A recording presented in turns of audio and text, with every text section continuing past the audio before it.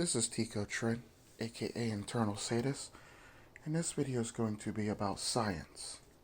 Something I've always found interesting about science, and when everybody preaches science, or tries to say science, is they tend to leave out the opposing science to their argument for the most part, which really sucks. Because there would be flaws in their argument if they use both sides of the science. And the sciences I'm talking about are biological science and social science. The problem with biological science and social science is, for all intents and purposes, they tend to mostly contradict each other for the most part. Biologically, this is what you're supposed to want, or this is what you're supposed to need or want for the most part. Socially, it's usually controlled by society and the construct of societies for all intents and purposes. The difference between the two is one is man-made or societal made, and the other one is something that comes from within you biologically. Unfortunately, people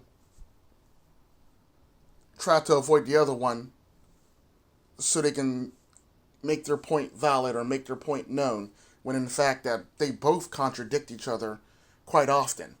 Good example of a social science: birth control.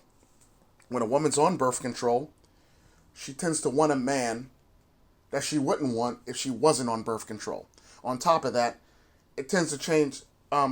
She tends to date men who seem to be similar to men in her family when she's on birth control. When she's not on birth control, she dates men who are opposite or have the different hormones or smells that give off the different hormones or smells of the men in her family.